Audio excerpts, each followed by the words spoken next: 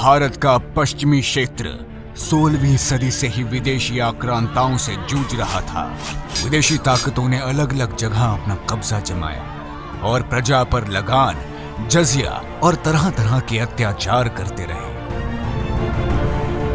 प्रजा का कोई सहारा नहीं था क्योंकि उनके राजा खुद इन ताकतों के अधीन हो चुके थे। गोवा का पुराना शहर, जिसे हम आज ओल्ड गोवा के नाम से जानते हैं, पूरी तरह पुर्तगालियों के कब्जे में आ चुका था और पुर्तगालियों की राजधानी बन चुका था। उनका निशाना बनी गोवा की संस्कृति। सैकड़ों लोगों को तलवार के जोर पर उनके पंथ से हटाया गया। कई पावन मंदिर तोड़े गए, लेकिन जनता की रक्षा करने वाला कोई नहीं दिखा। ऐसे में माता जीजाबाई भोसले ने जन्म दिया एक ऐसे शूरवीर को जिसने स्वराज्य के निर्माण का बीड़ा उठाया।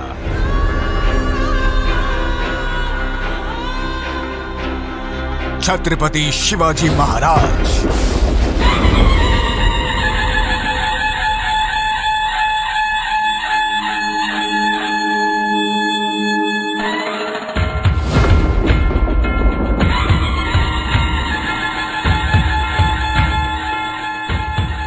छत्रपति शिवाजी महाराज का राज तिलक सभी देश के लिए एक आशा का किरण था।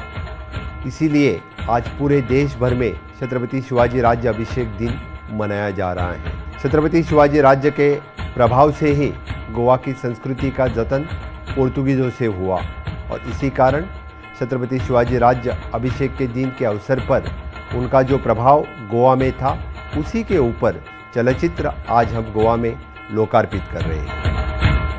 छत्रपति की कीर्ति पूरे देश में फैलती रही और सारे हिंदू राजा और उनके प्रांतों ने उनकी बहादुरी का लोहा मान लिया। लेकिन यही ख्याति मुगल बादशाह औरंगजेब की आंखों में चुभने लगी। छत्रपति के औरंगजेब के आगे ना झुकने पर उनको औरंगजेब ने आगरा के किले में नजरबंद करा दिया। लेकिन महाराज ने भी उसे ऐसा चकमा दिया कि वह हाथ मलता ही रह गया। आगरे की कैद तोड़कर छत्रपति सीधा राजगढ़ लौटे और यहां आने पर उन्हें जो खबर मिली, उससे उनका खून खौल उठा।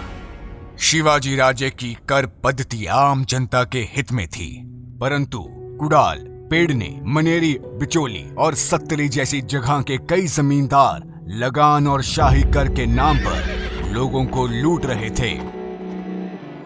इन जमींदारों को पता लगा कि छत्रपति ने इनकी चोरी पकड़ ली है, तो इन्होंने धरती और राज्य से द्रोह कर बाहर देश जाकर पुर्तगालियों से शरण मांगी। छत्रपति से पुर्तगालियों के अत्याचार छुपे नहीं थे। रोजाना मंदिर और घरों को जलाया जाना, तलवार की नोक पर धर्म परिवर्तन। जब भी उन्हें ऐसी सूचना मिलती, शिवाजी दुखी और व्याकुल हो उठते। यही कारण था कि वे स्वयं ताक में थे कि कब पुर्तगालियों को सबक सिखाने का मौका मिले। इन राजद्रोही जमींदारों ने पुर्तगालियों से शरण मांगकर मानो वह अवसर छत्रपति को थाल में सजाकर दे दिया।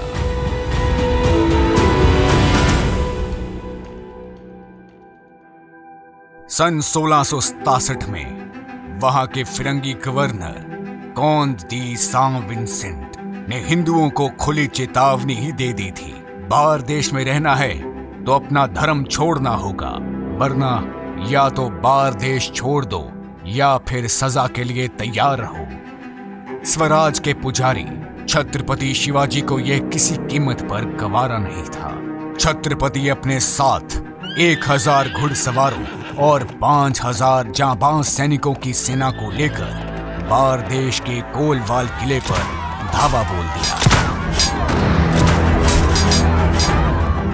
कोलवाल किला एक जमाने में काफी लंबा हुआ करता था। कोल वाले किले पर भीषण युद्ध हुआ, जिसका नतीजा ये हुआ कि 3 दिनों के अंदर ही पुर्तगालियों को घुटने टेकने पड़े। अपनी हार स्वीकार कर फिरंगियों ने छत्रपति की सारी शर्तें स्वीकार कर दी। ऐसा पहली बार हुआ था कि किसी भारतीय राजा ने पुर्तगालियों पर हमला कर उन्हें हराया था। विशाल ईंटों की दीवारों से घिरा हुआ यह किला मराठा साम्राज्य की गोवा पर जीत का पहला बढ़ाव बना। इसके बाद महाराज ने बिचोली की ओर कूच किया, जहां उन्हें पता चला कि पुर्तगालियों ने गोवा के विख्यात मंदिर सप्तकोटेश्वर को ध्वस्त कर दिया था। यह पुराना सप्तकोटेश्वर उस वक्त तिवाड़ी नाम के गांव में स्थित था। यह मंदिर गोवा का एक महान राजवंश कदम राजा का कुल देवत था और इनके शान का प्रतीक था।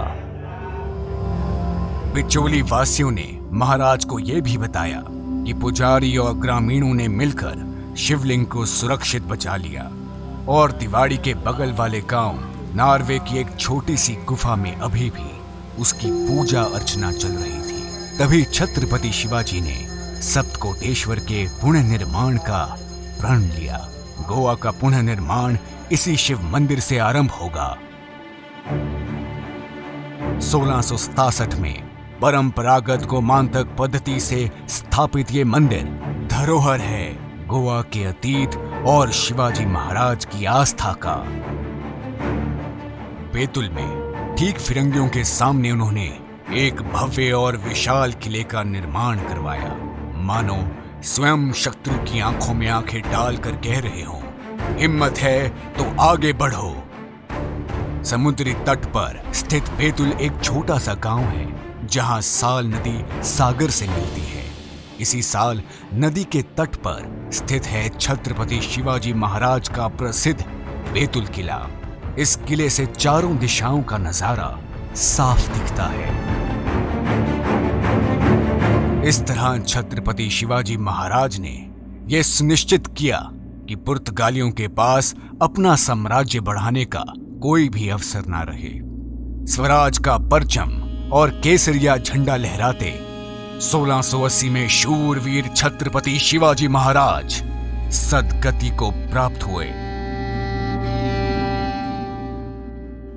छत्रपति शिवाजी महाराज के स्वर्गवास के बाद पुर्तगालियों को लगा कि यही मौका है कि पूरे गोवा के ऊपर साम्राज्य करने का।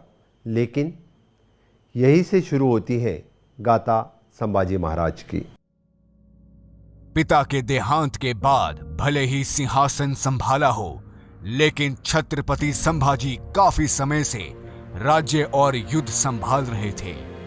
यह राजकुमार राजमहलों में खेलकर नहीं, बल्कि युद्ध भूमि में लड़कर बड़े हुए थे।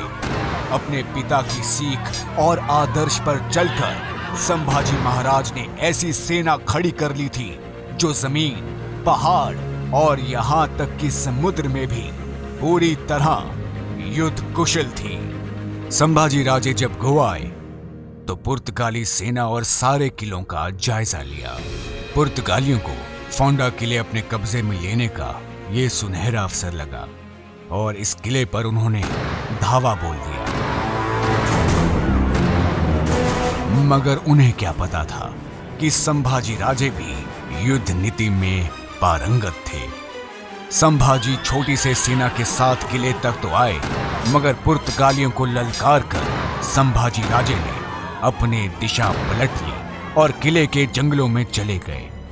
फिरंगियों को लगा संभाजी महाराज डर कर भाग रहे हैं। उन्हें मारने फिरंगी उनके पीछे आए, इस बात से अनजान कि मराठा सेना घात लगाए उनकी प्रतीक्षा कर रही है। पुर्तगाली वायसरॉय कोंद दी अल्वोरा जीत की लालच में अपनी सेना के साथ संभाजी के बिछाए जाल में फंस चुका था।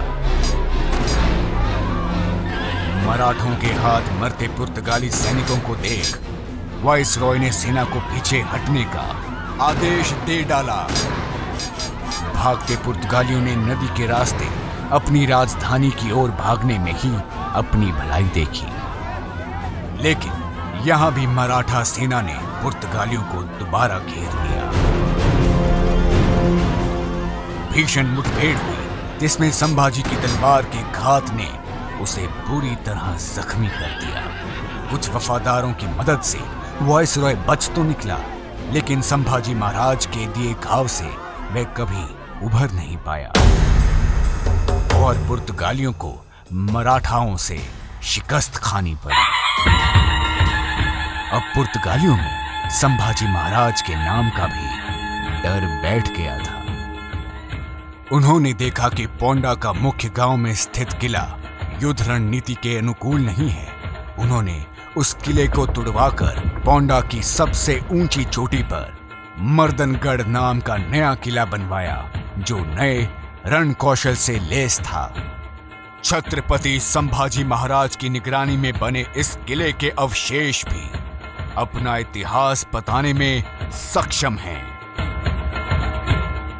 पहाड़ी की चोटी पर बने एस्टिवम किले से अगर देखो तो पता चलता है कि क्षितिज वाकई अनंत है।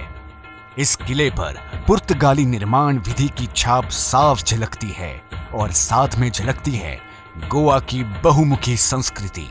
1683 नवंबर सांत एस्टिवम किले पर संभाजी महाराज ने धावा बोला और किला फतेह कर लिया। इस युद्ध के बाद पुर्तगालियों के मन में ये बात घर कर गई थी कि मराठा साम्राज्य से लोहा लेना मतलब अपने साम्राज्य से हाथ धोने के बराबर है। संभाजी राजे अब रुकने वाले नहीं थे। अगले ही महीने उन्होंने बारदेश और सालसेत के कई किले एक एक करके अपने कब्जे में ले लिए और पुर्तगालियों को पूरी तरह घेर लिया था। पुर्तगाली साम्राज्य में बस एक उनकी राजधानी ओल्ड गोवा ही बचा था। पुर्तगाली भी जानते थे जिस दिन संभाजी के पैर ओल्ड गोवा में पड़ जाते उसी दिन उनका साम्राज्य खत्म हो जाता, मगर ऐसा हो ना सका क्योंकि संभाजी महाराज को एक तरफ पोर्चुगीज और दूसरी तरफ मुगलों का सामना करना पड़ा। इसी बीच उनका गोवा को स्वाधीन करने का सपना अधूरा ही रह गया। 1699 में औरंगजेब ने संभाजी को धोखे से बंदी बना ही लिया। बंदी बनाकर कई लालच दिए, यातनाएं दी, लेकिन छत्रपति संभाजी अपने कर्तव्य और शर्तों पर अडिग रहे। कोई लालच, कोई पीड़ा उन्हें झुका ना सकी। जब औरंगजेब की नहीं चली तो उसने संभाजी राजे को बेरहमी से मरवा दिया।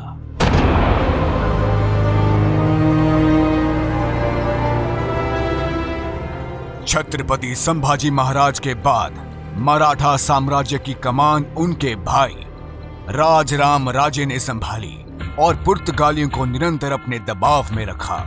आगे चलकर इसी प्रण को निभाते हुए छत्रपति संभाजी के पुत्र छत्रपति शाहूजी महाराज और उनके वंशजों ने भी निभाई।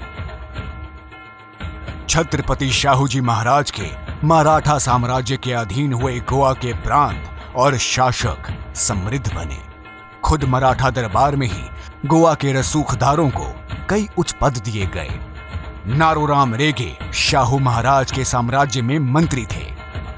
उन्होंने महाराज से अपनी गांव में स्थित मां शांता दुर्गा मंदिर, जिसे पुर्तगालियों ने ध्वस्त कर दिया था, उसके पुनः निर्माण की बात रखी। इस प्रस्ताव से महाराज इतने खुश हुए कि न सिर्फ उन्होंने मंदिर का पूर्ण निर्माण करवाया पर कई सारे इनाम भी दिए।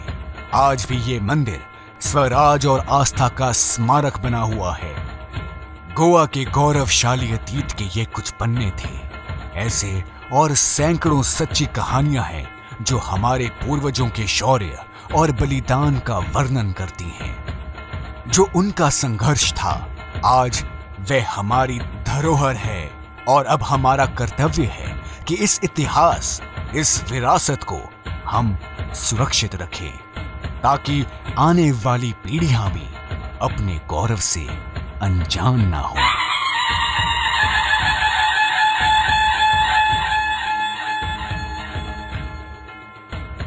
गोवा मुक्ति का 60वां साल हम मना रहे हैं और इसी अवसर पर हम याद कर रहे हैं सभी स्वतंत्र सेनानियों को और छत्रपति शिवाजी महाराज, छत्रपति संभाजी महाराज, इनका योगदान आज हम याद कर रहे हैं। और आज के दिन छत्रपति शिवाजी महाराज के राज्याभिषेक के दिन के अवसर पर हम कोशिश कर रहे हैं कि उन्होंने जब बनाए हुए फोर्ट, मंदिर, फिर से एक बार पुनर्बांधनी करने की सोच सरकार की है और इसी कारण सप्तकोटेश्वर मंदिर की पुनर्बांधनी हमने स्टार्ट कर दी है। हमने अगवाद फोर्ट फिर से एक बार रिनोवेट किया हुआ है। हलौरना का किला फिर से एक बार हम बना रहे हैं। इसी तरह से गोवा में ऐतिहासिक स्थल पुनर्बांधनी हमारे सरकार ने स्टार्ट किया है। गोवा के मुक्ति संग्राम का इतिहास अगली पीढ़ी को हमेशा के लिए याद रखने के लिए हम ये सभी पुनर्बांधनी तो कर ही रहे हैं और ये चलचित्र हम लोकार्पण कर रहे हैं, जिसके कारण अगली पीढ़ी के लिए हमेशा गोवा मुक्ति संग्राम याद रहे। जय हिंद, जय गोमंतक।